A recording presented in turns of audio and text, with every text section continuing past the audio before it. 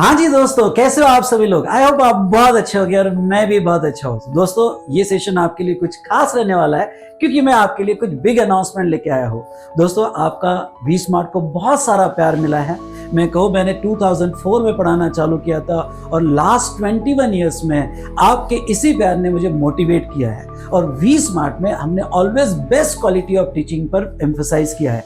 आज we smart की सारी फैकल्टी, जैसे आपको पता है, एफआर के लिए जय चावला सर, ऑडिट के लिए रवि सर, डीटी के लिए शुभम सर और आईडीडी के लिए मैं आपको पढ़ा ही रहा हूं। पर दोस्तों यस, अब मैं आपको ऐसे पर्सनालिटी से इंट्रोड्यूस करना चाहता हूं जिसकी सिंप्लिसिटी के आप फैन हो और जिनकी कॉन्सेप्चुअल क्लैरिटी आपको आपका नॉलेज बूस्ट कर देती है। सो दोस्तों मैं वेलकम करना चाहूंगा पवन कारमेले सर का। आइए पवन सर। जी जी, thank you so much sir, thank you so much, thank you sir, thank you. दोस्तों पवन सर को तो आप जानते ही हो। नो, मुझे बहुत खुशी हो रही है कि पवन सर अब वी स्मार्ट एकेडमी का पार्ट बन चुके हैं। तो मैं पवन सर का यहाँ पे पहले तो कॉन्ग्रेचुलेशन करना चाहूंगा। Thank you sir for joining we smart. सो दोस्तों यहाँ पे मैं ये कहूंगा कि एएफएम एक बड़ा इंपॉर्टेंट सब्जेक्ट आपका होता है और क्रुशियल सब्जेक्ट भी होता है, जिसमें अगर आपकी कॉन्सेप्चुअल क्लैरिटी है तो आप जो है यहाँ पे अच्छा स्कोर भी कर सकते हो। जैसे मैं आईडीडी में पवन सर कहता हूँ इस बार 80 पार, एएफएम में भी आपका 80 पार जो है। तो डेफिनेटली एएफएम में भी आप 80 प्लस अच्छा बहुत अच्छे हो। सो दोस्तों आज मुझे बहुत खुशी हो रही है कि वी स्मार्ट की सीए फाइनल की सारी फैकल्टीज आज मेरे साथ हैं। सो दोस्तों यहाँ सीए इंटर का रिजल्ट लगा और बहुत सारे स्टूडेंट ने सक्सेसफुली ये एग्जाम क्लियर किया है। तो यहाँ उनको एक राइट गाइडेंस फाइनल में मिलना बहुत जरूरी हो जाता है। तो यस दोस्तों, आज आपका क्लासेस का जर्नी फाइनल में कैसा होना चाहिए उसके लिए हम यहाँ खड़े हैं। तो आपको पूरा गाइड करेंगे कि आपकी फाइनल की जर्नी कैसे होनी चाहिए। यस शुभम सर, एसपीओएम के बारे में बच्चा बड़ा कॉन्शियस होता है, तो कैसे होगा? यस तो दोस्तों हम लोग आपको एक ब्रीफ इंट्रोडक्शन देने वाले हैं आपकी सारे सब्जेक्ट्स का। सबसे पहला आपका होता है सेल्फ पेस्ड ऑनलाइन मॉड्यूल, जो एक ऐसा एग्जाम है जो आप अपने कन्वीनियंस पे लेक्चर देख सकते हैं और अपने कन्वीनियंस पे आईसीआई का एग्जाम लिख सकते हैं। फाइनल एग्जाम के पहले आपको 4 सब्जेक्ट क्लियर करने पड़ते हैं, set A B C D.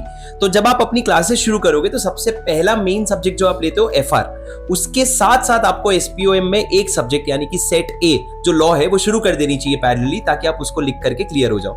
FR के बाद जब आप एएफएम करोगे तब आप सेट बी पिक कर सकते हो। मैं इसके बारे में और बताऊंगा, पहले आप इसके बारे में एफआर के बारे में जय चावला सर से समझिए। सो गाइस देखिए, आपकी जब पढ़ाई की जर्नी शुरू होगी, 6 सब्जेक्ट्स की जर्नी शुरू होगी, तो आप यहां पर स्टार्ट करेंगे एफआर से, जो कि होगा आपका पेपर नंबर 1।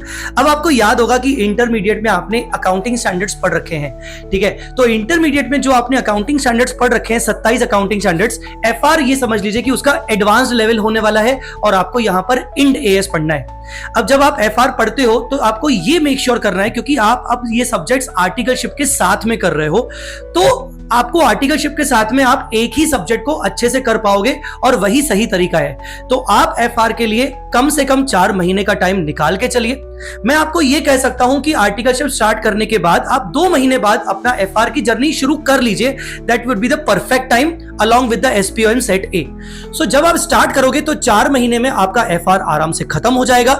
आगे आने वाले दिनों में आपको एफआर को रिवीजन कैसे करवाना है, क्या करवाना है, वो आगे चल के आपको पता चलता जाएगा।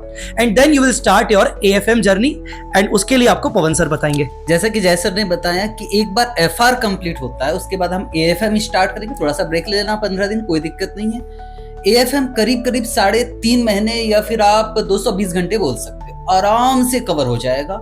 मैथ्स के नाम से बिल्कुल डरना नहीं, और इंटर का एएफएम थोड़ा इधर उधर होगा ना तो भी चल जाएगा, फाइनल में हम कवर कर लेंगे, कोई इश्यू नहीं होगा, ठीक है। उसके बाद फिर रवि सर बताएंगे आपको ऑडिट के विषय में।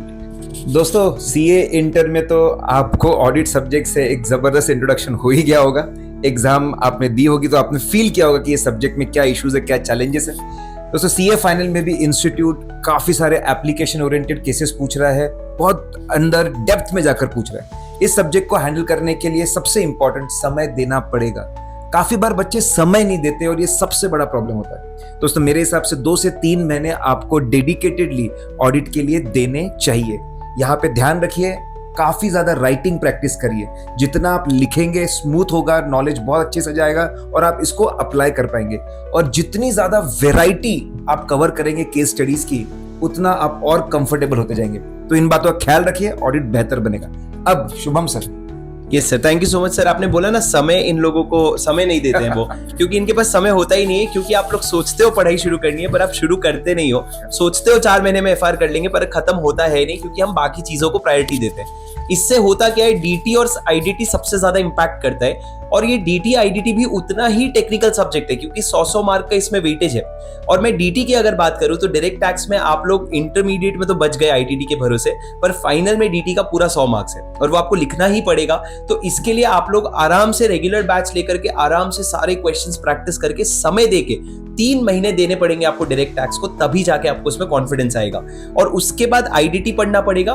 बट जब तक आप डीटी तक पहुंचे हो तब तक आपको set A, set B, set C और ऑलमोस्ट सेट डी भी क्लियर करना पड़ेगा, क्योंकि अब आप अपने एग्जाम के करीबन 7 या 8 महीने पहले हैं। Yes Vishal sir please. So दोस्तों, जैसे शिवम सर ने सही बोला कि आपकी सही प्लानिंग जो है यहाँ बहुत इंपॉर्टेंट हो जाती है, और एग्जाम के 6 महीने पहले आपका डीटी और आईडीटी दोनों भी खत्म होना चाहिए, सो दैट ये 5 to 6 मंथ्स आपको एग्जाम प्रिपरेशन के लिए मिले। सो दोस्तों, आईडीटी जो है यहाँ पे आप इन डेप्थ रेगुलर बैच जो है वो भी लगा सकते हो, अगर आपके कॉन्सेप्चुअल क्लैरिटी इंटर लेवल पे या आपके ऑफिस में आईडीटी की नहीं है।